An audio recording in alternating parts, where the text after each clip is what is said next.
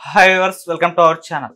మరి ఏపీలో ఎలక్షన్స్ దగ్గర పడుతుండడంతో ఎన్నో సంస్థలు సర్వేలు నిర్వహించి వాటి రిజల్ట్స్ ని ప్రకటించడం చూస్తున్నాం. అందులో చాలా వరకు వైసీపీ ఫేవర్ గా ఉన్నాయి, ఇంకొంతవరకు కూడా టీడీపీ ఫేవర్ లో కూడా చాలా చూస్తున్నాం. అయితే మరి ఇప్పుడు లేటెస్ట్ గా Pioneer Poll and People Media అనే రెండు సంస్థలు కూడా సర్వేలు నిర్వహించి వాటి రిజల్ట్స్ ని ప్రకటించాయి. మరి ఈ సర్వేలు ఏం చెప్తున్నాయి, ఎవరికి ఫేవర్ లో ఉన్నాయి, సో ఇదే అంశం మీద డిస్కస్ చేయడానికి ప్రజెంట్ మనతో పాటు సీనియర్ జర్నలిస్ట్ జయదేవ్ గారు వారితో డిస్కస్ చేద్దాం. సో నమస్కారం సార్. నమస్తే sir, Pioneer Poll and People Media రెండు సంస్థలు సర్వేలు నిర్వహించాయి కదా, మరి ఈ రిజల్ట్స్ ఎవరికి ఫేవర్ గా ఉన్నాయి, ఎవరి అధికారంలోకి వస్తున్నాయని చెప్తున్నారు సార్? సర్వేలు ఎన్నికల ముందు హడావుడి చేయడం మామూలే. అయితే ఇప్పుడు సరిగ్గా పోలింగ్ ముందు వచ్చే సర్వేలు కానీ, అభ్యర్థులు ప్రకటించిన తర్వాత వచ్చిన సర్వేలు కానీ, లాస్ట్ పోలింగ్ ఇంకా 2 రోజులు ఉందనగా లేదా 5 రోజులు ఉందనగా వచ్చే సర్వేలు ఏవైతే ఉంటాయో వాటి యొక్క ప్రామాణికంగా కొంచెం తీసుకోవచ్చు. ఎందుకంటే అవి కాస్త రిజల్ట్స్కి దగ్గరగా ఉంటాయని నా అభిప్రాయం. అంటే ఓ మోస్తరుగా వరస్ట్ కేసులో నేను చెప్పేది. ఇప్పుడు 2 పీపుల్స్ మీడియా కానీ, పైనీర్ కానీ, ఇంతకుముందు రైజ్ అని కానీ, ఇంకా హవాలా అని కానీ చాలా వచ్చాయి కూడా. వాటన్నిటికి కూడా ఎక్కువ సర్వేలు కూడా మ్యాక్సిమం 7 to 8 ఒక 10 తీసుకుంటే 10లో 7-8 ఎన్డీఏ కూటమికే ఫేవర్గా ఉన్నాయి. ఒక 2 నుంచి 3 వరకు వైసీపీకి ఫేవర్గా ఉన్నాయి. సో అక్కడ కూడా ఆ 2 నుంచి 3 కూడా టగాఫోరగానే ఉన్నాయి. అంటే ఎక్కువ పర్సంటేజ్ ఎన్డీఏ కూటమికే ఫేవర్గా ఉన్నట్టుగా మనకు అనిపిస్తుంది. నెక్స్ట్ రెండోది పర్సంటేజ్ లెక్క చూసుకుంటే 2019లో మనకు ఓటింగ్ షేర్ ఎలా వచ్చిందని ఒకసారి మనం గమనిస్తే వైసీపీకి 44% వరకు ఓటింగ్ వచ్చింది, టీడీపీకి 37 వచ్చింది, ఒక 4 నుంచి 5 సంథింగ్ వైసీపీకి వచ్చింది. ఇతరులు అప్పుడు ఎక్కువ మంది పార్టిసిపేషన్ భాగం తీసుకుపోయారు. ఈవెన్ జనసేన కూడా అప్పుడు ఎక్కువ భాగం తీసుకుపోయింది. సో సరే 37 వచ్చాయి కదా, 37 నుంచి 39 వచ్చినట్టున్నాయి. ఒకవేళ ఇది ఒక 5 కలిస్తే ఒక 42-43 వరకు వెళ్తుంది. ఒక వైసీపీ 44 వరకు వచ్చింది, బాగానే ఉంది అనుకున్నారు. కాకపోతే ఎప్పుడైతే వైసీపీకి అలా వచ్చిందో లాస్ట్ టైం పోలింగ్ పర్సంటేజ్ కూడా చాలా తక్కువ అయింది. అంటే ఓటు వేయడానికి వెళ్ళిన వ్యక్తులు కూడా చాలా తక్కువ మంది ఉన్నారు. టీడీపీ అప్పటికి 5 ఏళ్ళు పనిచేసిన నేపథ్యంలో గవర్నమెంట్, చంద్రబాబు గారు గవర్నమెంట్ వచ్చిన టైంలో అమరావతిని బాగా హైప్ చేయడము, రాష్ట్రానికి కొన్ని రకాల నిధులు రావడము, దాన్ని భారీ స్థాయిలో ఇనాగ్రేట్ చేయడం, ప్రధాని మోదీ గారు రావడము, ఇవన్నీ కూడా బాగా అయింది, నడిచింది ఒక్కొక్కటిగా. అయితే కేంద్రీకృతం అంతా కూడా అమరావతి మీద ఎక్కువగా దృష్టి పెట్టడం వల్ల దాన్ని ఎలాగా హైయెస్ట్ ల్యాండ్ పుల్లింగ్ ఇష్యూస్ చాలా వరకు ఇలా జరుగుతున్న నేపథ్యంలో స్పెషల్ స్టేటస్, స్పెషల్ ప్యాకేజీల విషయంలో ప్యాకేజీలు కొన్ని తెచ్చుకున్నారు కానీ స్టేటస్ మాత్రం రాలేదు.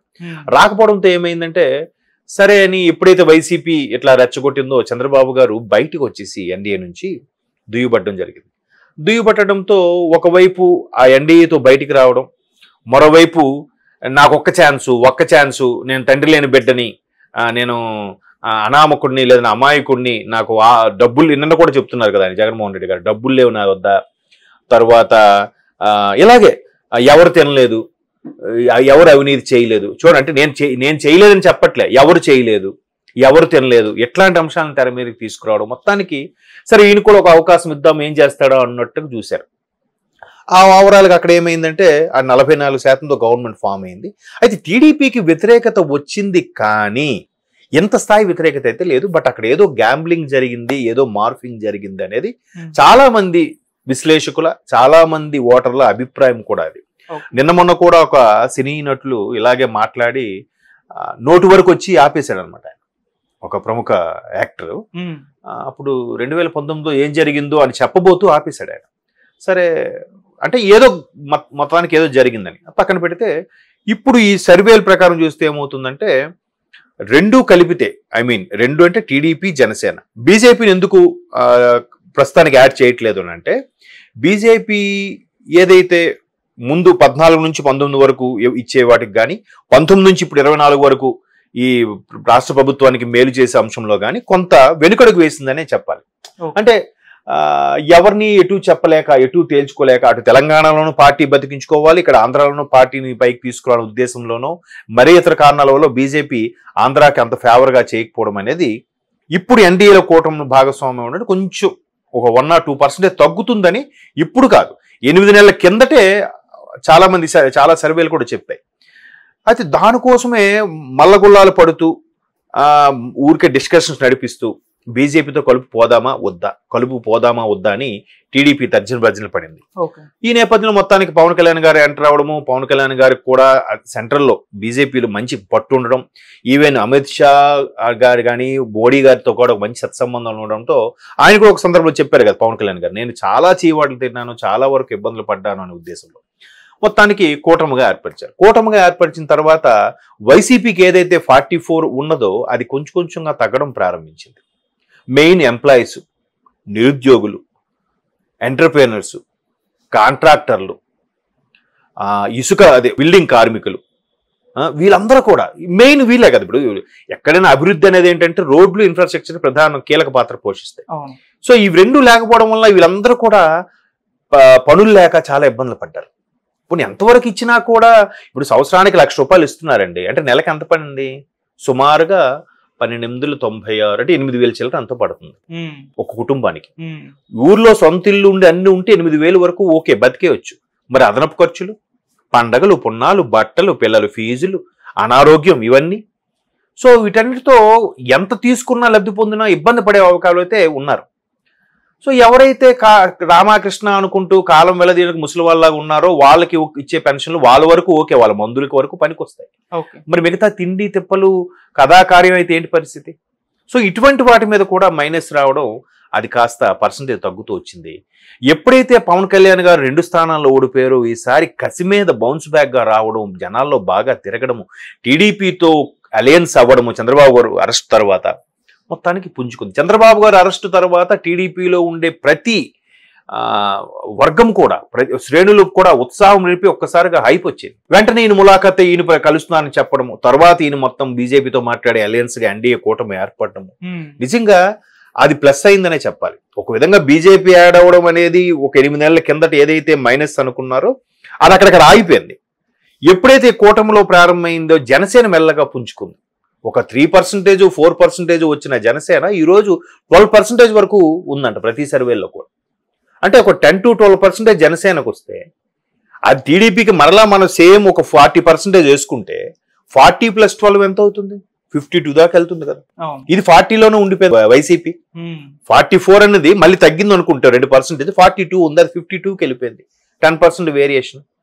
ఎందుకు ఈ క్యాలిక్యులేషన్స్ అన్ని ఎన్డీఏ కూటమికి ఫేవర్గా ఉన్నాయని చెప్తున్నానంటే, గతసారి కూడా 50 నుంచి 60 స్థానాలు టీడీపీ కేవలం 1,500 నుంచి 3,000 మధ్యలోనే ఓడిపోవడం జరిగింది.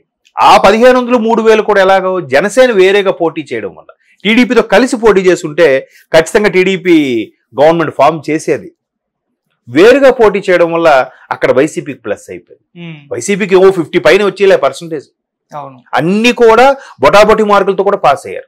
ఇప్పుడు జనరల్ గా ఎలా ఉందంటే ప్రతిదానికి కూడా పాస్ మార్కులు, ఒక హిందీ అయితే 20 మార్కులు పాస్ అవ్వాలి మన ప్రాంతీయ భాషలకు సంబంధించి, మిగతా రాష్ట్రాల్లో అయితే ఎంత ఉందో తెలియదు కానీ, అలాగే మన లాంగ్వేజ్ తీసుకుంటే స్టార్టింగ్ పాస్ 30 వస్తే పాస్ అయినట్టు, లేదా దాంట్లో కూడా సప్లిమెంట్ వెళ్తే 35 పాసు, అలా పెద్దానికి మార్కులు పెట్టారు.